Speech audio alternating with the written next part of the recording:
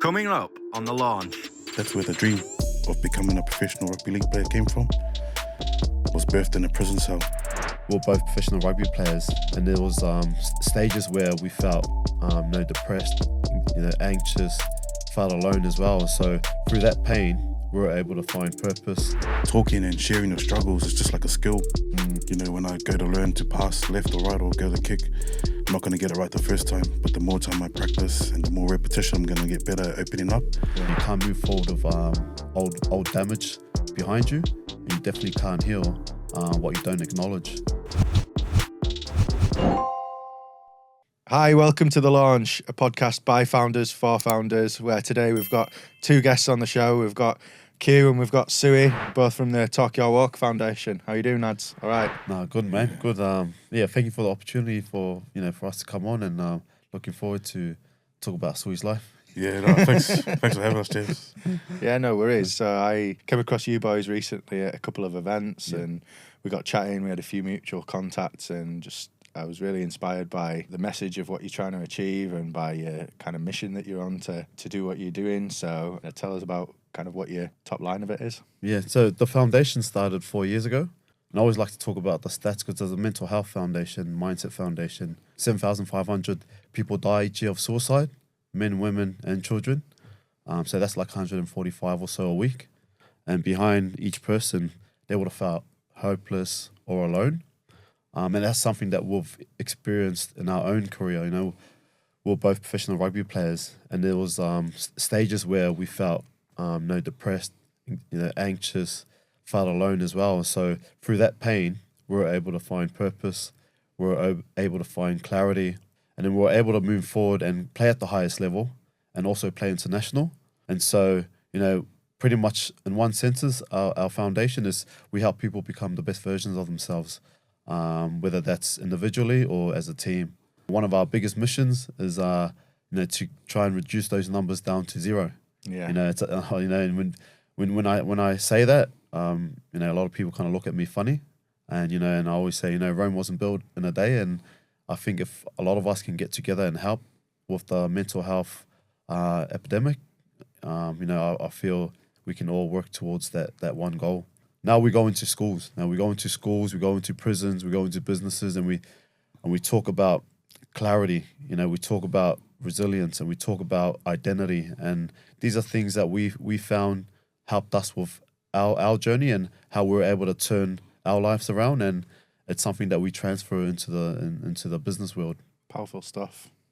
Yeah, really impressed. I sadly lost a family member to suicide, and it was absolutely devastated everyone within the family. And I think, like what you've said, behind everyone that's suffering with mental health that then makes that kind of choice, there is someone who's suffered in potentially in silence or feeling like they've not got someone around them. And reducing those numbers to zero is inspiring, but also saving one life, I guess, is enough as well. Like one at a time. If you can impact anyone's life and convince them that they're worthy to continue and that they've got support and people to talk to, and they're not carrying the weight of their burdens on their own, then it's, I guess, guys in particular are a bit crap at talking about those things. 100%. That's our focus, I guess. Q touched on it when we go into businesses, schools, mainly prisons, because we believe that every life matters, and if we can just go in there and inspire one, man, it's worth it. And when you talk about mental health, and I do appreciate you sharing, and it's sad when you know someone that's taking their life, and not only affects that person, it affects everyone else. It has a ripple effect on the family and the friends and stuff like that. So I think if we can use our platform as rugby league players to share and inspire hope, that way we can have that impact, and why not use our journey and platform, to inspire and help people become the best version of themselves. And again, it's just showing the light that you're not alone. Again, it's not only males, but I know there's a big population of males that find it hard, that stigma of speaking up, being vulnerable, having that shame and guilt. And again, we all go through it throughout our journey and career.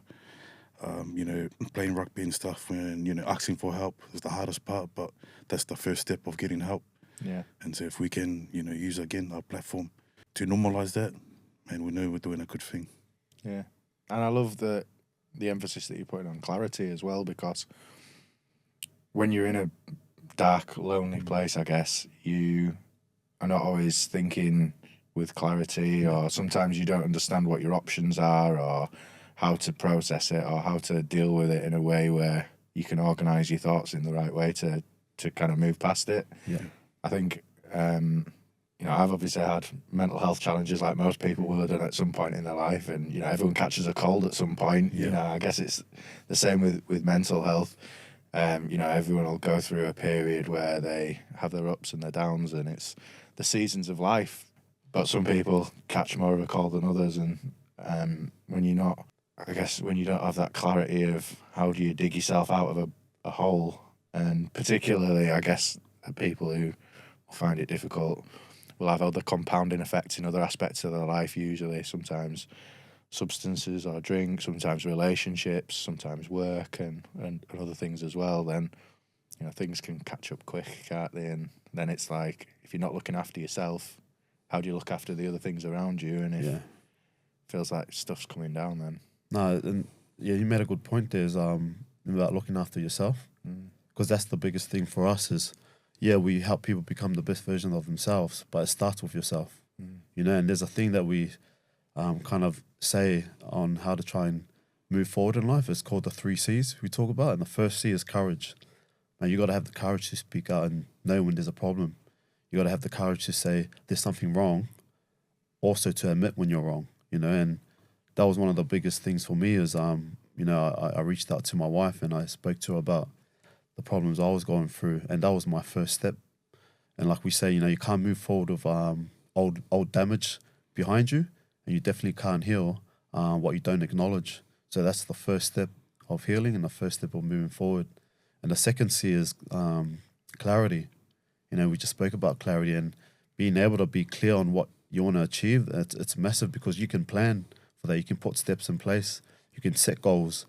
And me, when I was a kid, I had a child young. I was 19 when I had my first boy, and I wanted to go out drinking with my friends.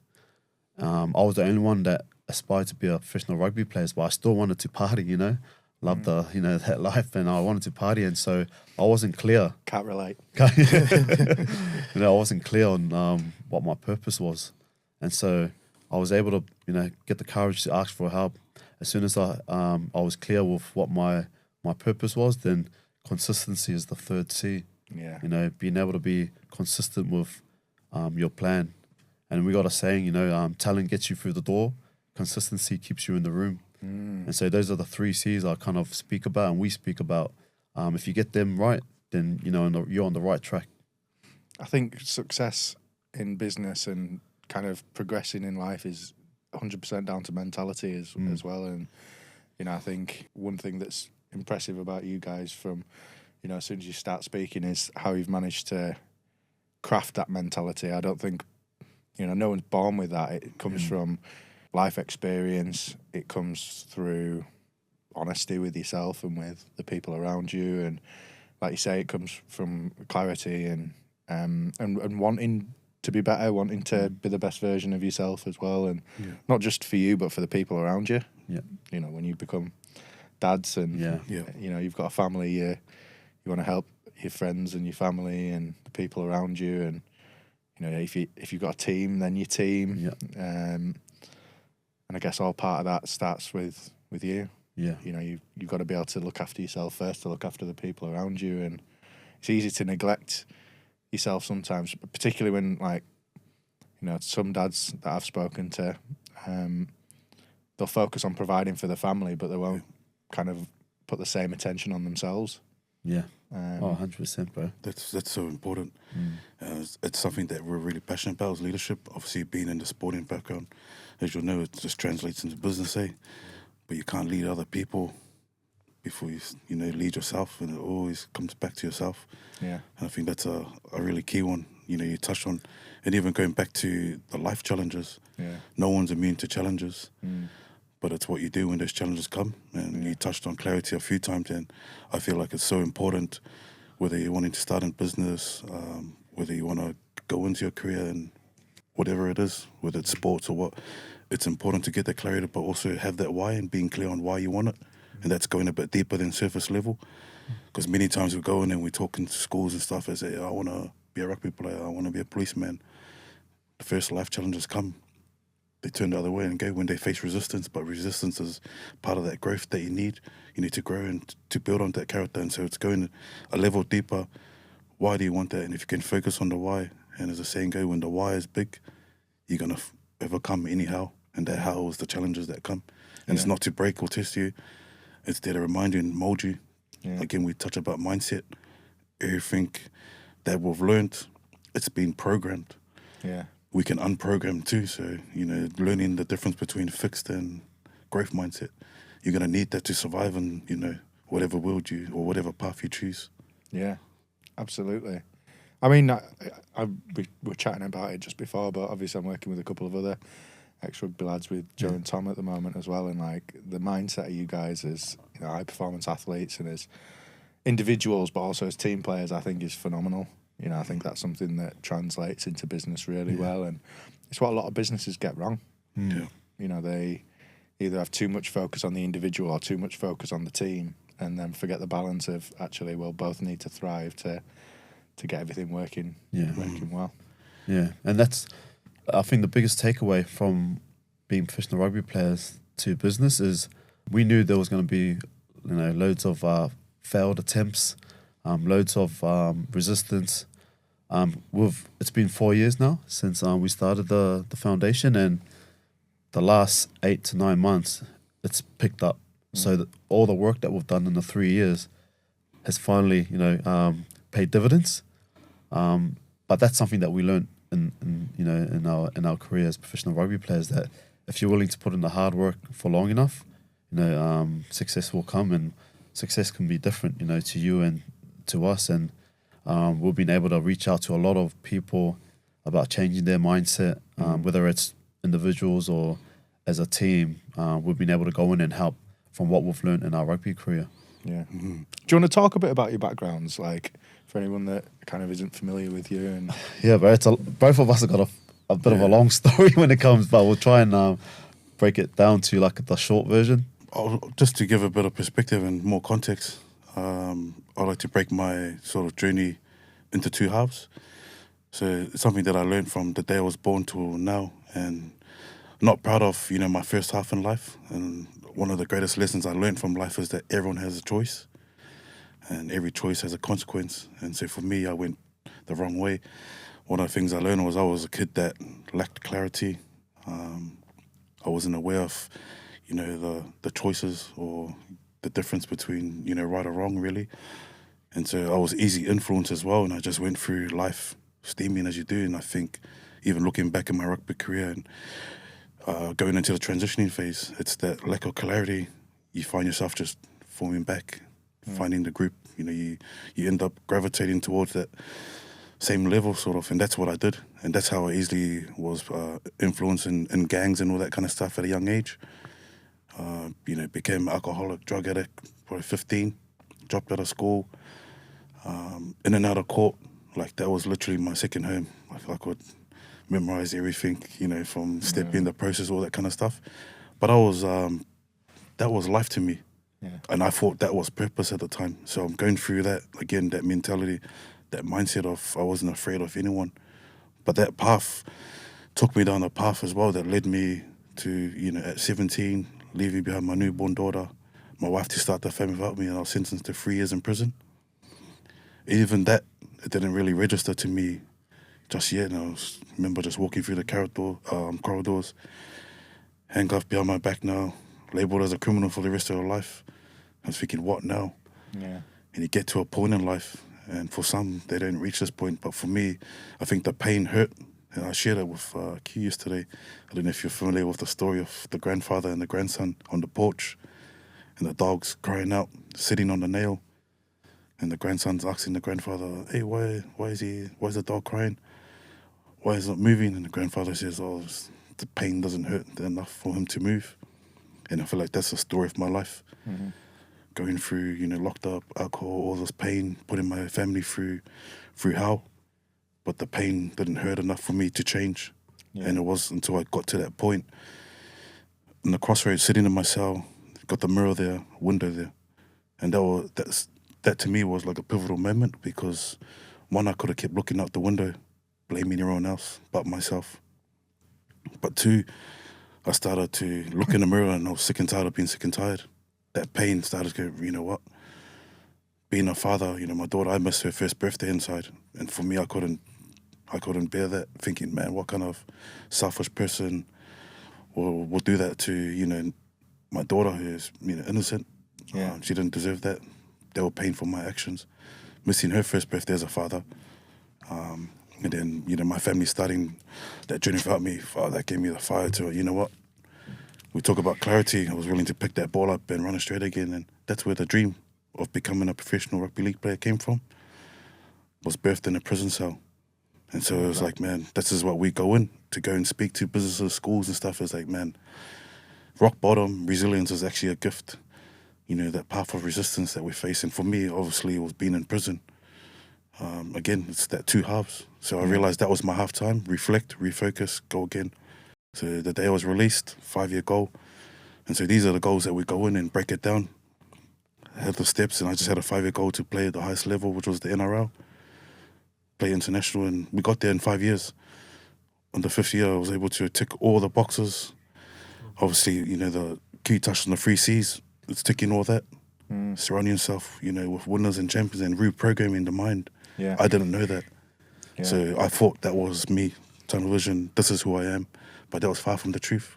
A lot of people talk about compound interest or the compounding results of success and about making 1% incremental increases to make you better.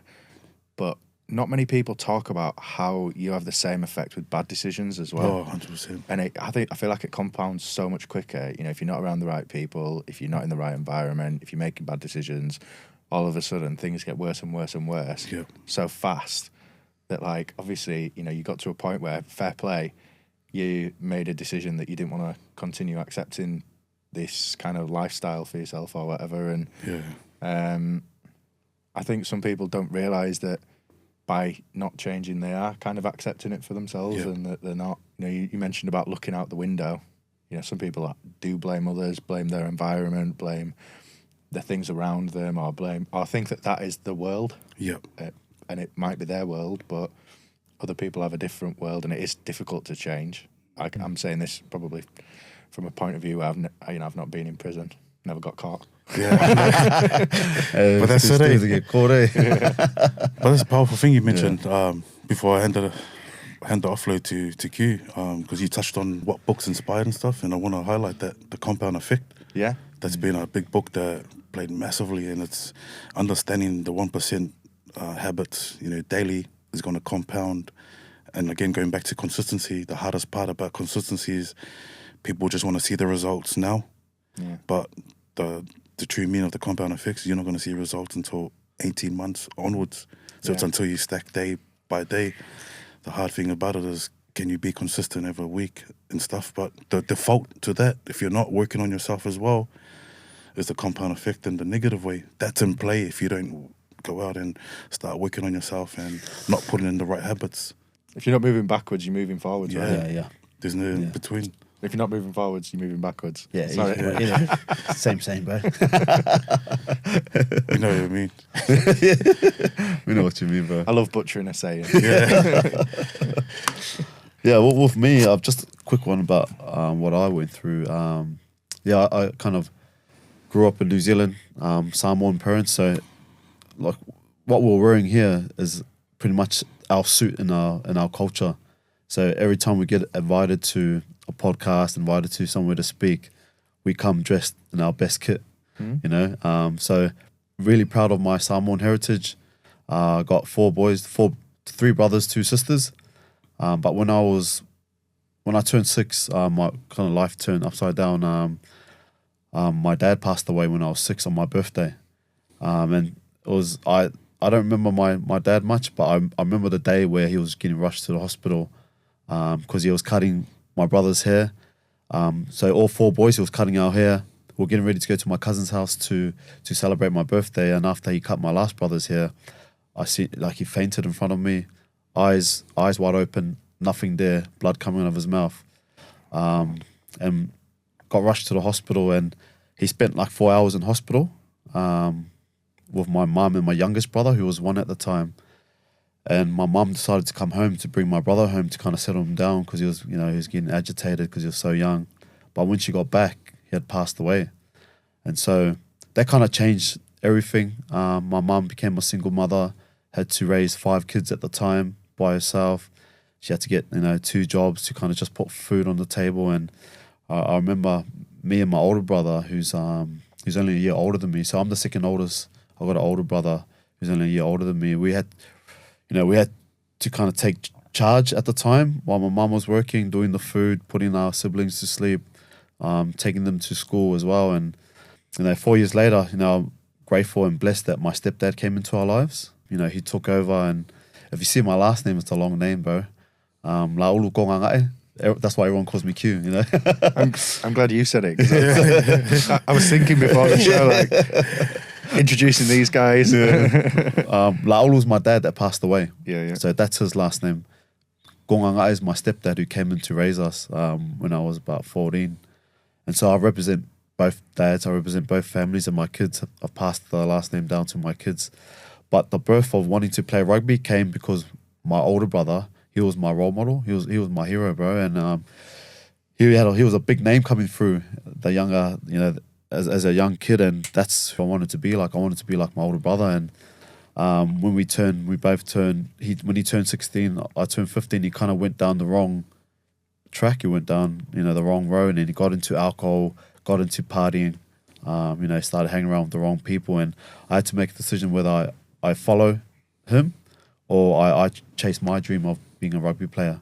Yeah. And so I decided to kind of part ways with that, that side of my life, and it kind of threw a spanner in our relationship, but I decided to chase my dream, and my story is a long story, and when I turned 17, like things started to come easy for me, but not because I trained hard. I was just turning up to training 3 days a week and playing. So I didn't do anything outside of that.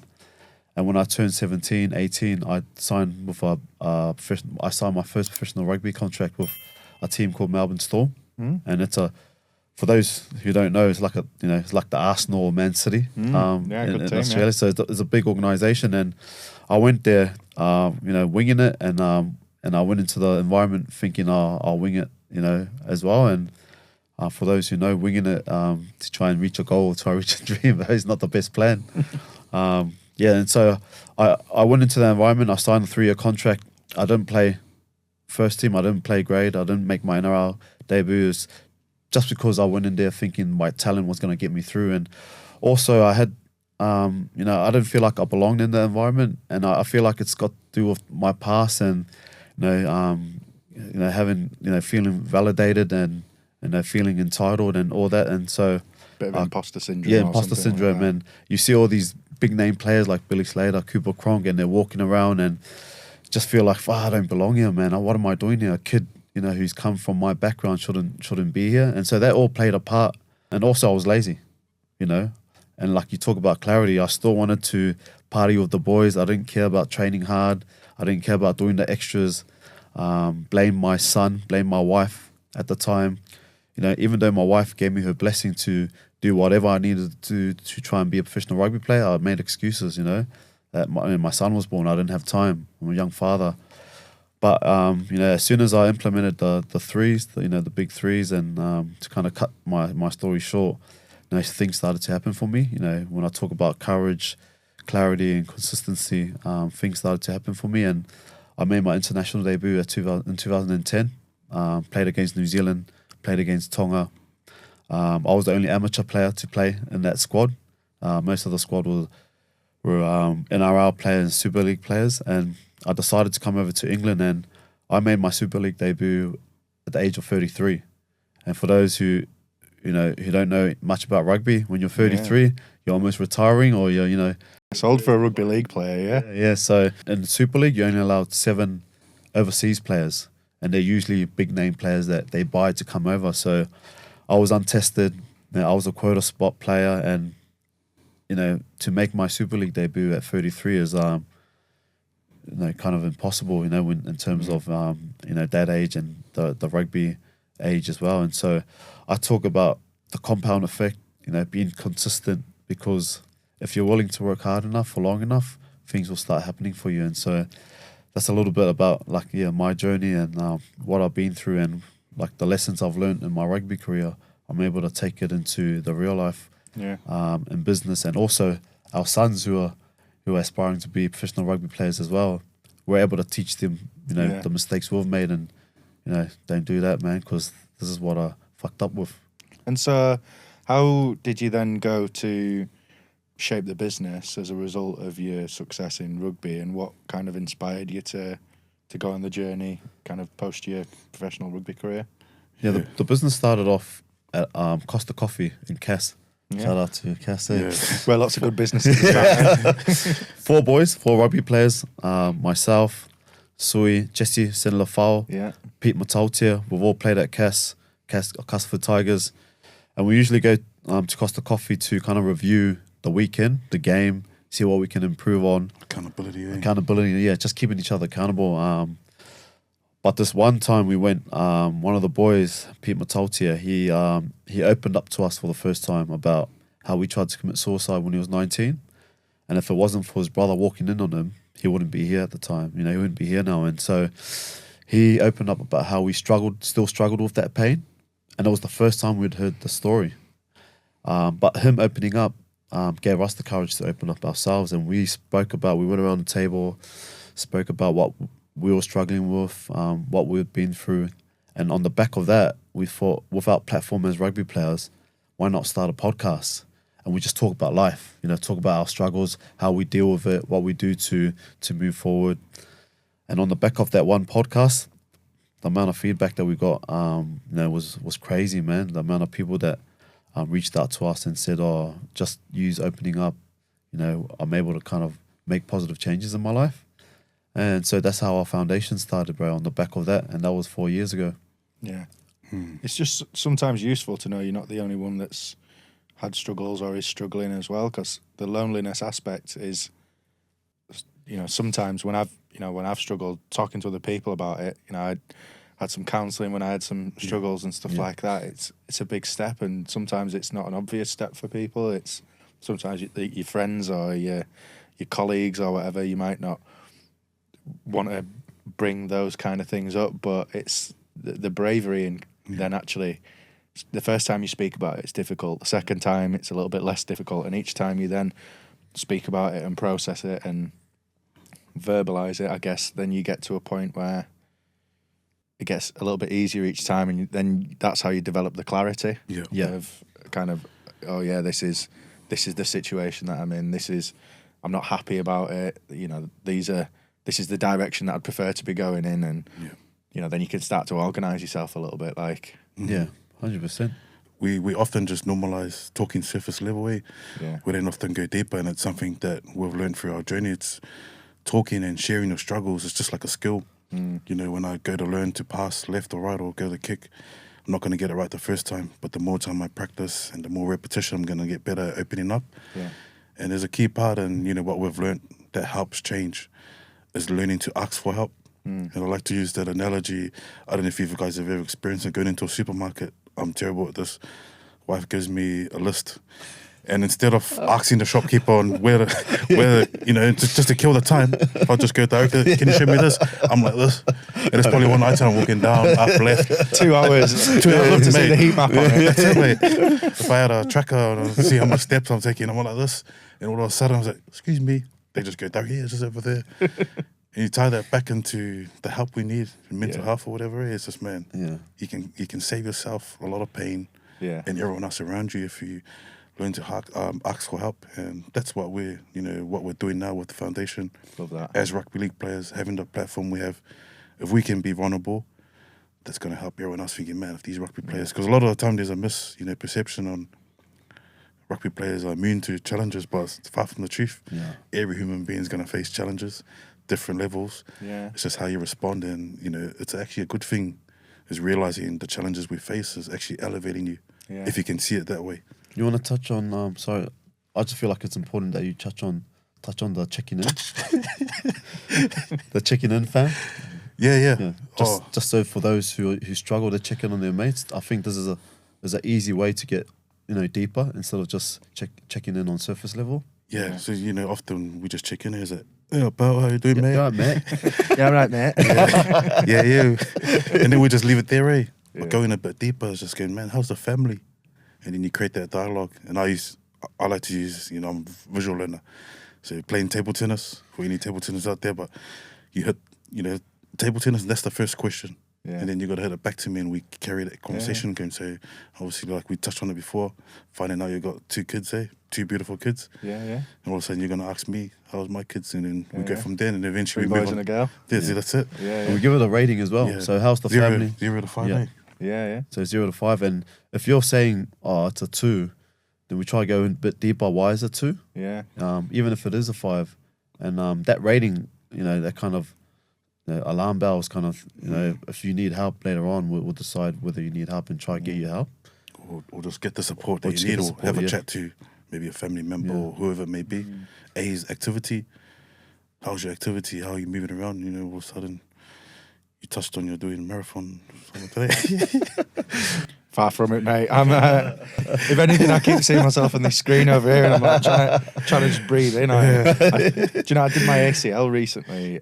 Not recently. It was 5 days before my son was born, so it's about 9 months ago now. Oh, that's recent, yeah. I had the surgery in January, and then I'm like 3 months on from that. So that's my excuses. Anyway.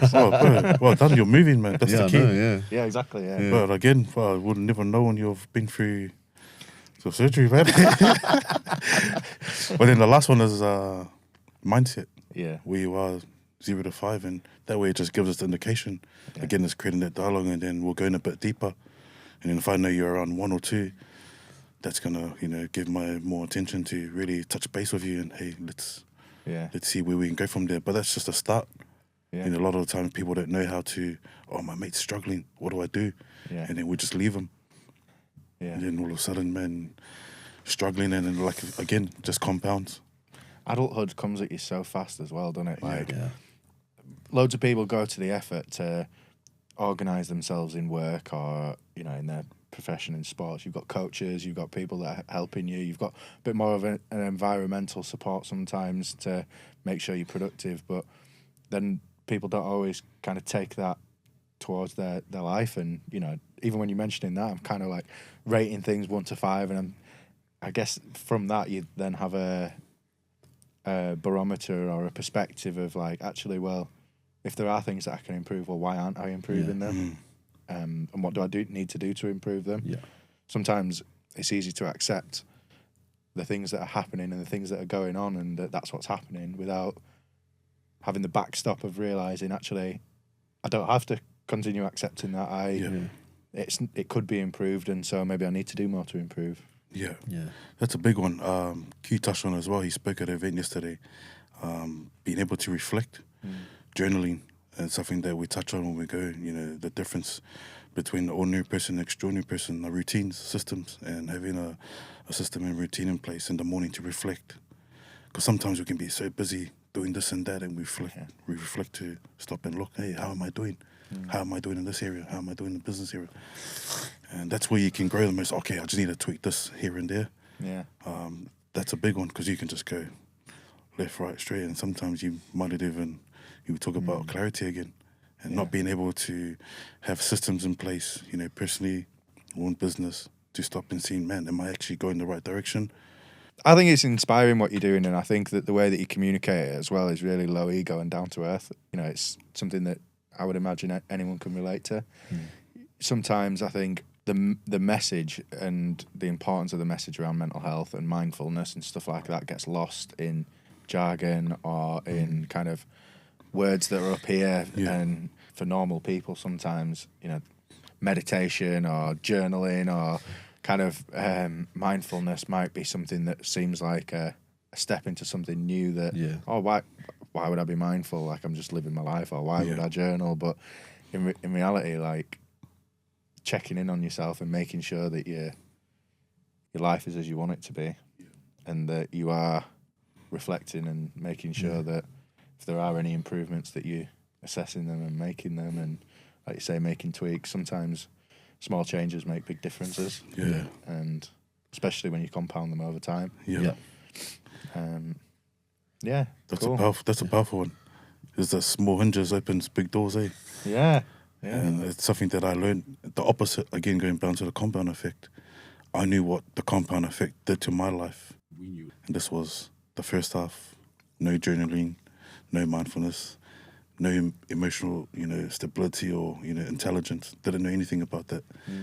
And so the flip side of that, when I started using the mindfulness, the routine, which the first steps I learned in prison, that's why a lot of the stuff that we talk about as organizations, it's not something, we've just read. We've actually lived and experienced it.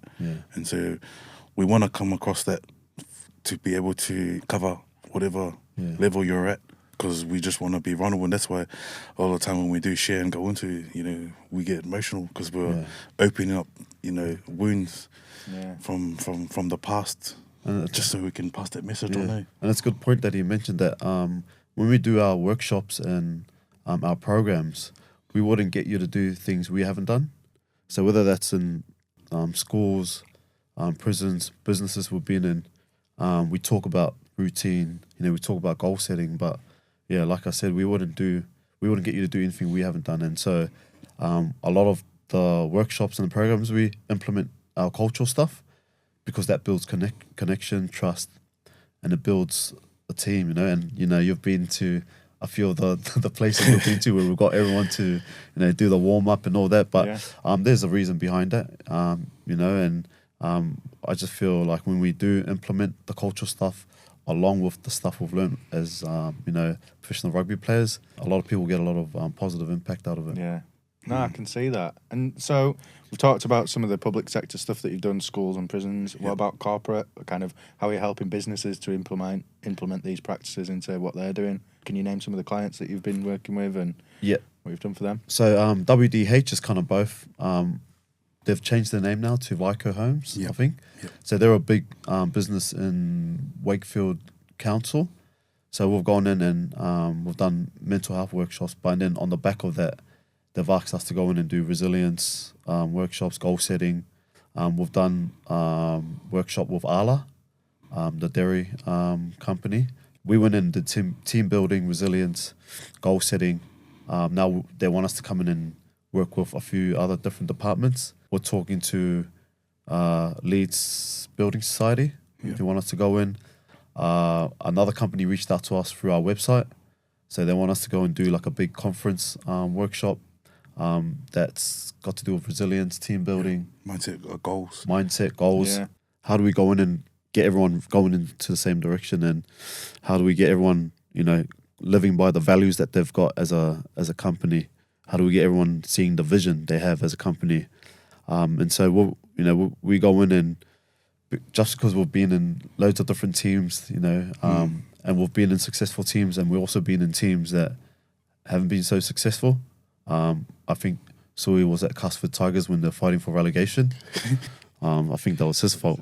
There's lessons there, but the lessons that we've learned, we're able to go into businesses and help them come together as a team and row in the same direction. Yeah, I think the biggest one too, especially in businesses, man, is if you were to go ask any employee, tell me your values, tell me your mission statement, tell me, your goals. You'd be surprised that, the answer you get to, and we've gone to so many and they didn't know, I don't know. Yeah. And, how do you drive? Because obviously coming from a high performance background, it's cutthroat. We have to perform, or that's your position gone. And again, what leads on to that is no contract for the following year. So you have to perform at every level, training, all that kind of stuff. So there's a culture in terms of the athletes that go in, day out, to perform at that peak. But because we understand the values as well and the vision, obviously top 8 at the end of the year, obviously premiership and all that kind of stuff. Yeah. You stem that back into business world. How do you get high performers if no one knows the direction they're going, the Yeah. values they live, how do you get them to live out the behaviors that you're wanting to move as? And so that's where we go in, and we were surprised that, you know, at many organizations that we've been in, that they just said, oh, I've never thing. And so how do you get her to perform at that level? Especially in the sales department, that was probably my biggest, you know, I was like, hey, he's in the sales department. Yeah. You got a high performance where all generates is like the motor, you know, Yeah. of the business, and you just don't have a focus, or there's no Buy-in, real yeah. resilience here or buy-in. Yeah. That to me was like, man, as a CEO, So you many wanna be- companies focus on the nuts and bolts and the day-to-day aspects of what their role is, that they kind of forget. And, you know, speaking from experience as well, you know, values Yeah. and behaviours are really the things that, in combination with those nuts and bolts, drives profitability and drives growth. Yeah. yeah. And having one without the other is kind of maybe a path to mediocrity. No, Yeah. You're spot on. But I think even it gets misused, I think, a lot of times, is the resilience. Yeah. How can you perform at a high level under pressure, sales, and you've got demands coming in if you're not resilient? Yeah. Again, mindset.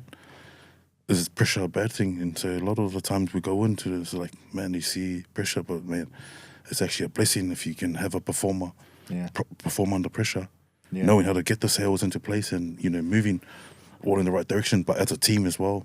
Yeah. Because there's no point having one good performer here and then all the rest of you are lacking. And so, again, there's a lot of joy when we go in and share a bit of our journeys and touching on the leadership side of things. Yeah. When we can go and help inspire businesses, how do we roll in one direction? Yeah. I won't mention the name, but one of the organizations that we've just finished a 6-week program, we kind of had to start from the bottom up. We had to help them come up with their vision. We had to help them come up with what their 3 values are, what the behaviors were, and the non-negotiables that they needed as a group.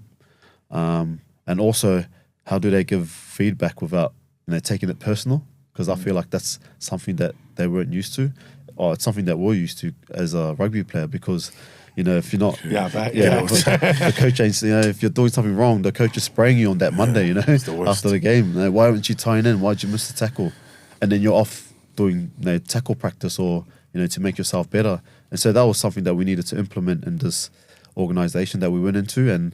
But you could see after 2 or the 2nd or 3rd week, just them, you know, the growth that was in. And one of the little wins is they weren't saying hello to each other, you know, in the mornings. Just a little, you know, just that little thing can go a long way. And so, you know, there were like different levels where they didn't see the cleaner on the same page as, you know, the guys were up here. And so there was like a hierarchy in, you know, in that workplace. And so we kind of stripped it down, and in order for the business to be successful, you all need to be treating each other the same. And it starts from coming in and saying good morning to everyone. And the 2nd week, 3rd week, you know, they're all trying to implement just that little thing, and you know, it makes a big difference. Yeah. You know, builds connection, and it brings, you know, everyone together. Yeah.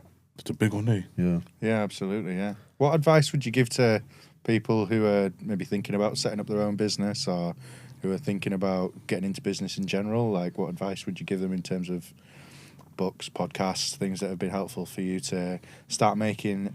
I guess you've obviously had success in sport and you've used that as a platform for your business stuff, but it's still a big step to take, and it's still a step that not a lot of people either feel comfortable with or feel like they've got the options to be able to do. So what were the things that helped you, and what advice would you give to others that were thinking about doing something similar?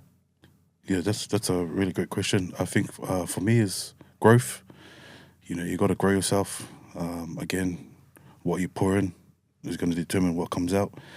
I think one of the things we learned from our own rugby background and, you know, start implementing it into life and business is you got to have mentors in life. I think I read it on one of these books. You got to have 3 types of people in life.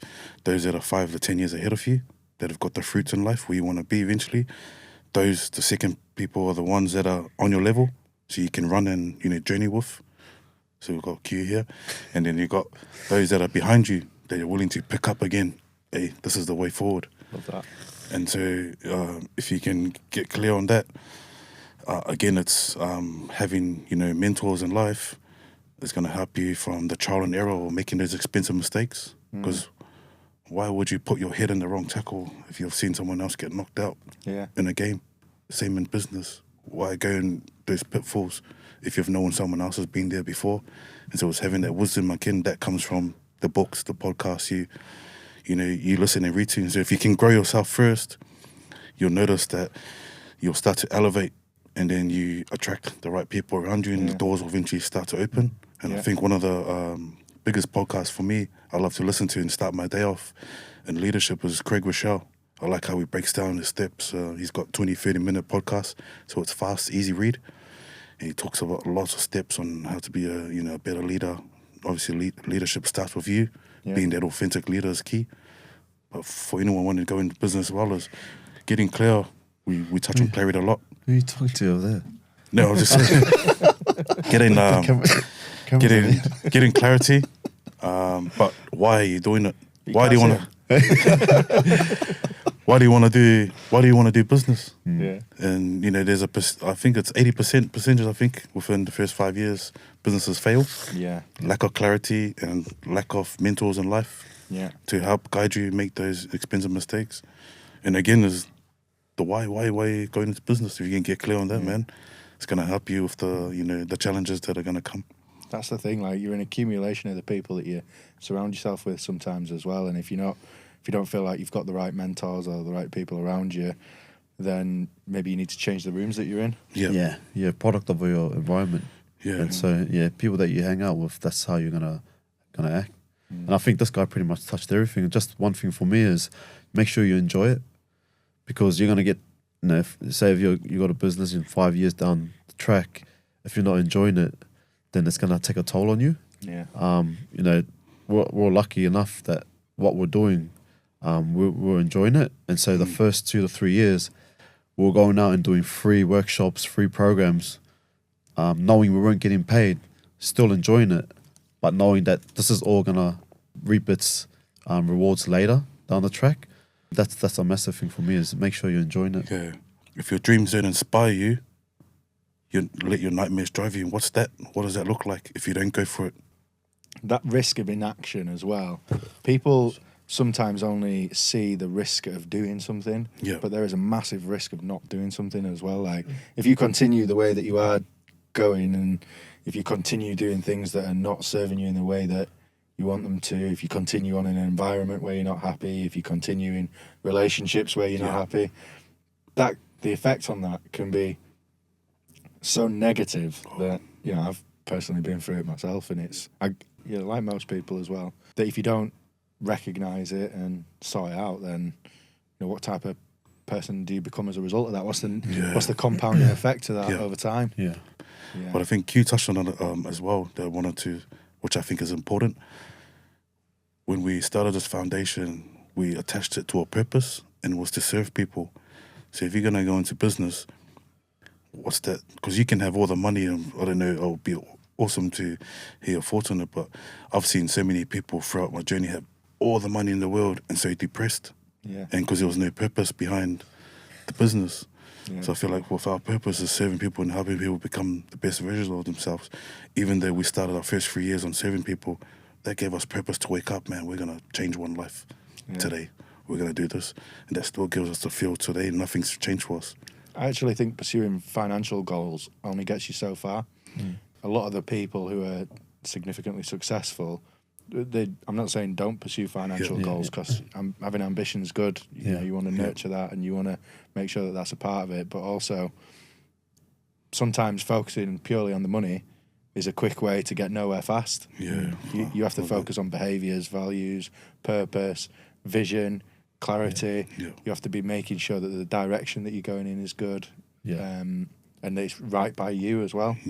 Alignment to yourself is a big thing.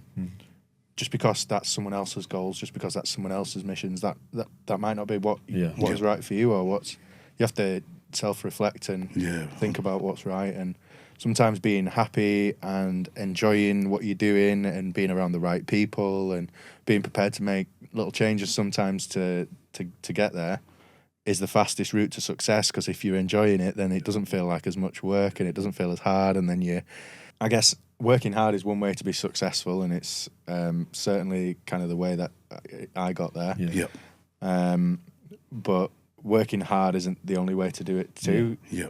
One of the analogies that I've used in team management in the past is that if you talk about the optimum supporting zone of kind of where you are in terms of performance, if you're not trying hard enough, you're just not going to get there. But if you're trying too hard, then you're like rushing into tackles, you might potentially be injuring yourself or other people, you're impulsive, you're making decisions that are not with clarity, and really you want to be in the middle, in the zone or whatever, to make sure that you're pushing yourself, but also not to the extent where it's having a negative detrimental effect as well. And pursuing money at all costs or anything at all costs can be detrimental to people's overall success as a result of that. And I think balance and harmony and everything that's kind of around that is, you know, the glue that holds everything together, really. That's speaking about all this is kind of why I named my company Velocity as well, by the way, because velocity in scientific terms is speed times direction. So like, You would know that, eh? Yeah. We actually had so during COVID, we had our team, so we had a crew, so obviously you couldn't do anything then. Our team was actually called Team Velocity. Just because of how I used the sniper back then. You know, the velocity of the bullet going, traveling miles and miles when it's unheard of, you know, scientific proven it can't get to kill the enemy, and I was defining the odds. So Was this for a game? Or Black Ops? Black Ops. Sorry, but that was during COVID. I was going to say, I didn't know about your sniper background. Oh man, it's pretty. Can get the launch out, can get the 9mm out. So it depends. You just got to adapt. But I like what you touched on that, man, and it's so true. It's true. And I think we all define, and it's important for yourself and how you define success. Eh? And I'm not, to not get it wrong on the message of saying, we're not saying to pursue money and working hard on that, because that's 100% so important. But we believe money is just a byproduct of the value you give. And it's something that, we wear on our sleeves and want to and come across that way, is that we're coming to add value to you. And so I like it how you touched on it. And I think true success really just comes down to how many lives are better off because you lived. Again, it's going back to that, being the best version of yourself, having that impact long before, you're gone and time is up here. How did we pass that baton on to the next person? Was it in a better place than my father, his father? And I guess that's the daily challenge we have. And again, going back, the money you get, we can imagine the help that we can have when we, link up, arms together, and the impact that you can have. Love that. Well, I think obviously we've had a great conversation there, and appreciate you guys both opening up and being vulnerable and sharing some of your insights as well. It's certainly been helpful for me, and I hope it's helpful for everyone in the audience as well. Really interested to hear what everyone thinks about this one, and if you can drop us any messages with any questions or any insights into this one, that would be great. And thanks very much for watching, everyone. Cheers.